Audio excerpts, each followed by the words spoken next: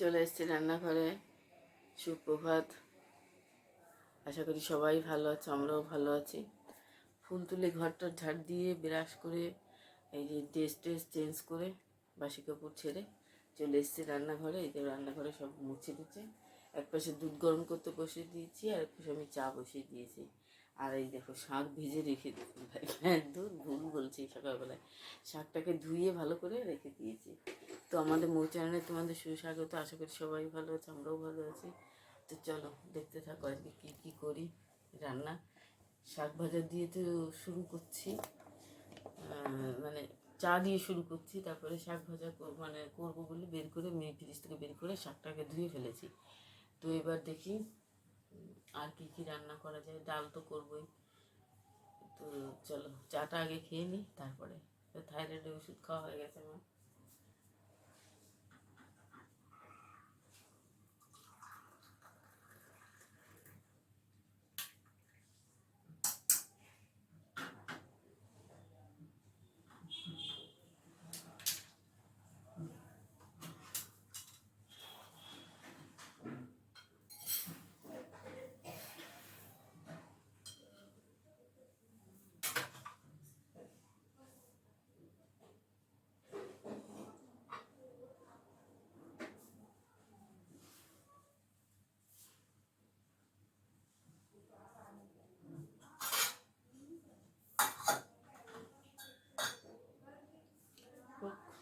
এই যে চা লিকার চা থেকে নিয়ে নিয়েছি।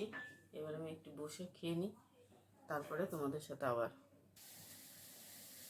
দেখো শাক ভাজা বসিয়ে দিয়েছি, মোটামুটি প্রায় হয়ে এসছে। আর এদিকে ভাতের জলও বসিয়ে দিয়েছি, ভাতটাও বসিয়ে দেবো। মানে চাল এই যে বের করেছি, ধোবো, ধুয়ে বসিয়ে দেবো।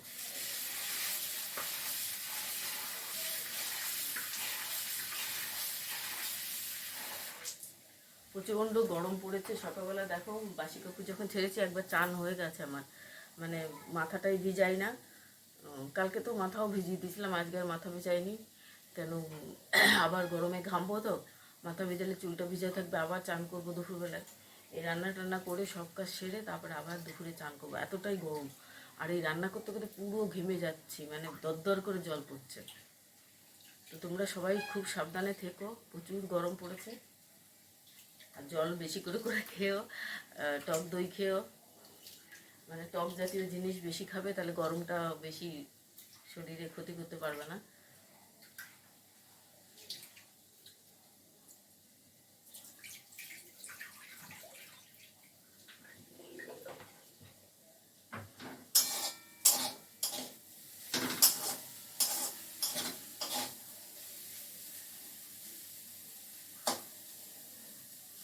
বউয়ের তো স্কুল মানে চলে গেছে, ওর পরীক্ষা চলছে আজকে সায়েন্স, কালকে ইয়ে দেখি। এখন ওদের তো প্রাইভেট স্কুল, এখন কবে ছুটি দেবে জানি না। তো ছুটি দিয়ে দিলেই ভালো, এই গরমের মধ্যে পরীক্ষাটা হয়ে গেলেই হয়তো ছুটি দিয়ে দেবে।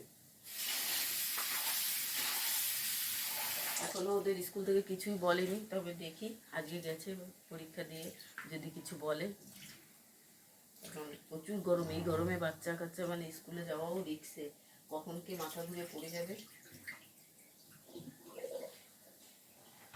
কালকেও মৌ সকালবেলা একদম উঠেই 6:30টায় উঠেই চান করে নিয়ে করে দিয়েছিলাম। বলছে মা খুব গরম লাগছে, আর আমি চান করেছি দেখেছে, বলছে আমিও চান করবো। তা আমি করিয়ে দিয়েছি ওকেও চান।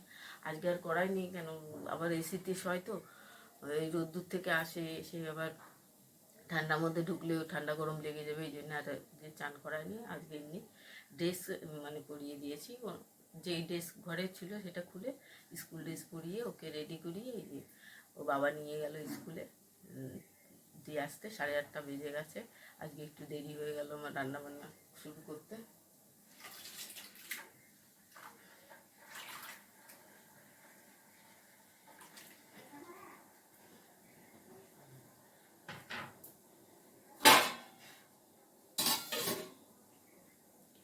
তো ওই যে ডাল করেছি, বয়েল করে ফেলেছি। আর ওই যে চাটনি করব, আম কেটেছি, একটু আমের টক, মানে আমের চাটনি, টক না, চাটনিতে মিষ্টি দিতে হবে। আর টক তো মিষ্টি দেয় না জানি, তো অনেকে হয়তো দেয় জানি না। তো আমি এই যে চাটনি বানাবো, ডাল, শাক ভাজা, আর মইয়ের জন্য একটু মাংস আনবে ওর বাবা বলেছে। কেন ও মানে মাছ কালকে এনেছিল, সেই মাছটা খায়নি, পার্শে মাছ। তো এই জন্য ওকে ডিম ভেজে দিয়েছে, আর এই গরমে বেশি ডিম খাওয়াও ঠিক না।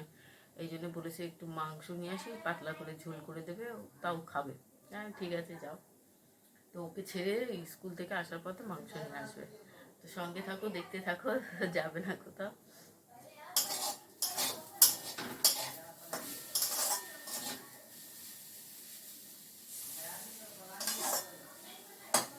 প্রচুর গরম দিচ্ছে, প্রচুর গরম, মানে ভাবতে পারছো না তোমরা।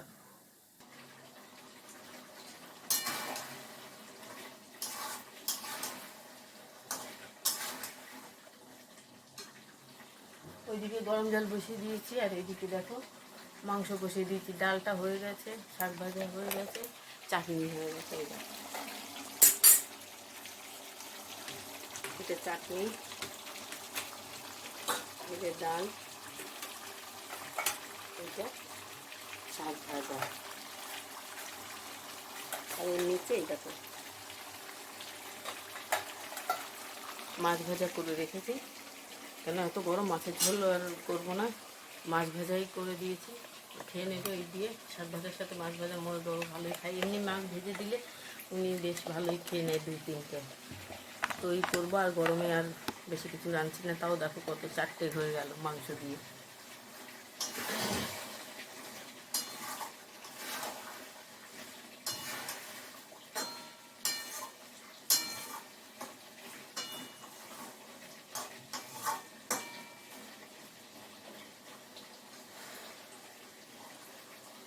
কষতে থাকুক, প্রায় হয়ে এসছে কষানো। দেখো মাংস প্রায় কষানো হয়ে গেছে, এবার জল দিয়ে দেবে। এই যে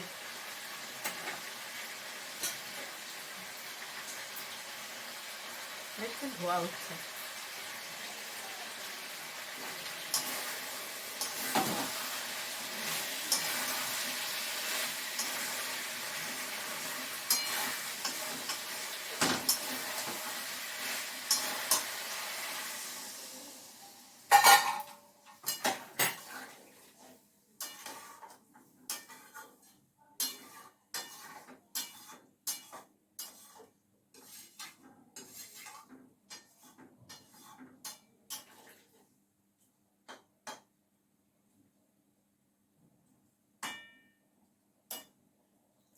হয়ে গেছে, এবার ঢেকে দেবো।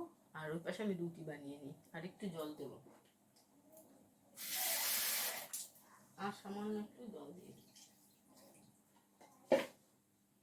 ব্যাস, এবার আমি ঢেকে দিই।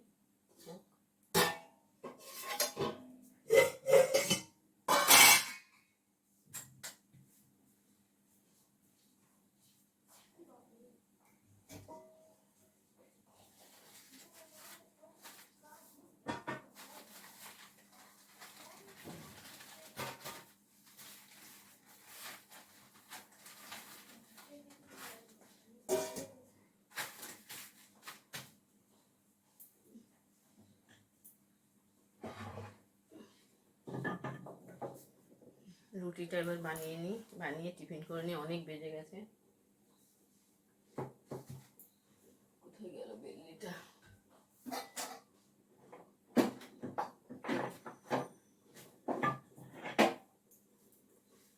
10:30 বাজতে গেল। রুটিটা বানিয়ে নিই। প্রচুর গরম দিচ্ছে। 3টে রুটি বানাবো এখন। ময়ের জন্য 2টো ভিজিয়ে রাখবো গরম জল করে, আর একটা আমি খাবো। আর এই গরমে কিছু ভালো লাগছে না।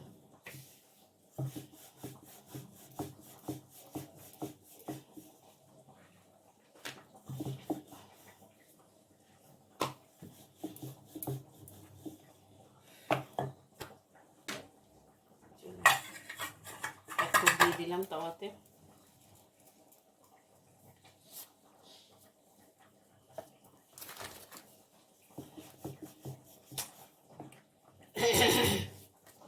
এই তো গলায় ঘামছি, আর ঘামটা বসে গলা ভার হয়ে যাচ্ছে আমার।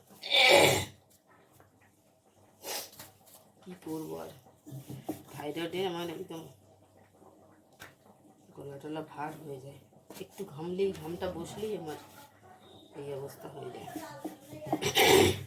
এই জন্য বারবার গলা কাশি। তোমাদের সাথে কথা বলতে বলতে কতবার যে গলা কাশবো তার ঠিক নেই। তোমরা হয়তো ভাবতে পারো কী ব্যাপার, এতবার গলা কাকে খায়। কী করবো, আর কিছু করার নেই।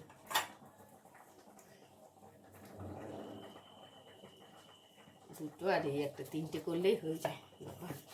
গরমে যেন বাঁচি, মাংসটা রান্না হলে আমি একদম বাঁচি। এবার মৌ এসে যাবে, ঘর মুছতে হবে, সব পড়ে আছে। মৌয়ের পরীক্ষা চলছে তো এই জন্য এখন 11টায় ছুটি দিয়ে দিচ্ছে, আর দেরি হয় না। 11:30টায় আসতো, মানে ঘরে ঢুকতে ঢুকতে প্রায় 12টা বেজে যেত। 11:30টায় ছুটি হতো।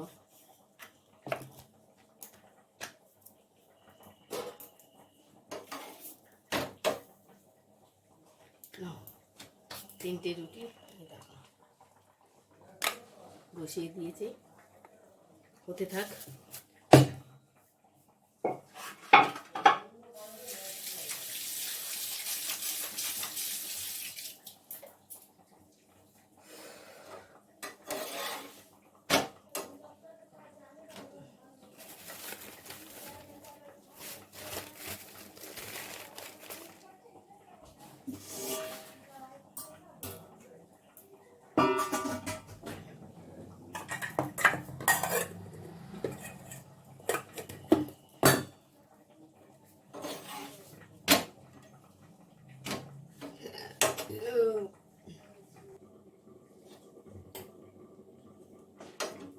রুটিগুলো এবার ছেঁকে নিই, মাংস প্রায় আমার দেখি।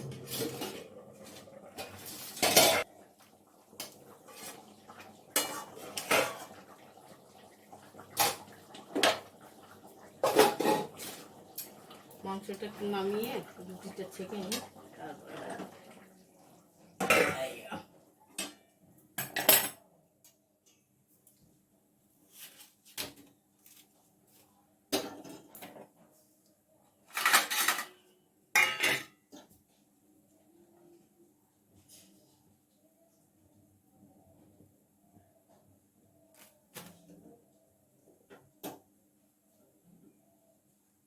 আজকে রুটিটা ফুললো না, কেন যায় না।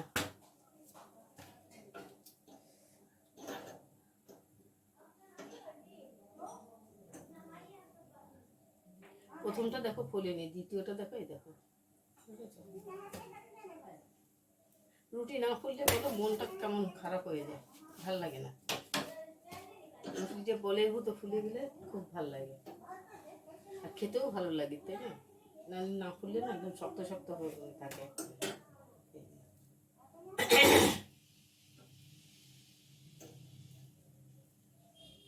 এই প্রথমটাও ফুলেনি, এইটা সামান্য একটু ফুলেছে, আর লাস্টেরটাও বেশি একটা ফুটলো।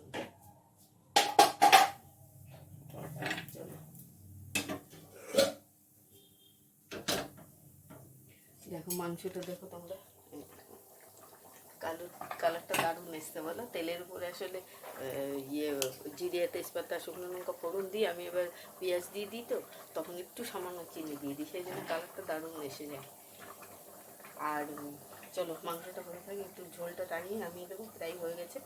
আর এই পেছনে গরম জল বসিয়ে দিই, রুটিগুলো ভিজাবো।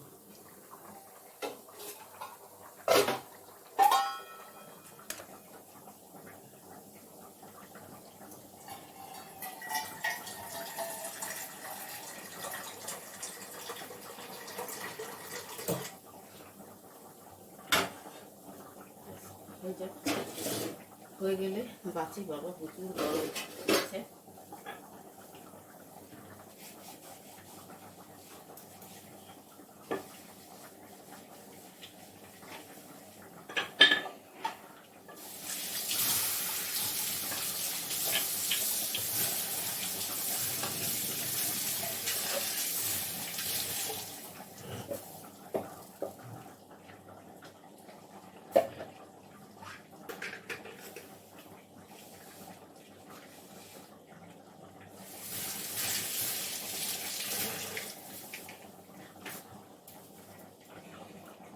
চলো এবার রুটিটা আমি খেয়ে নিই।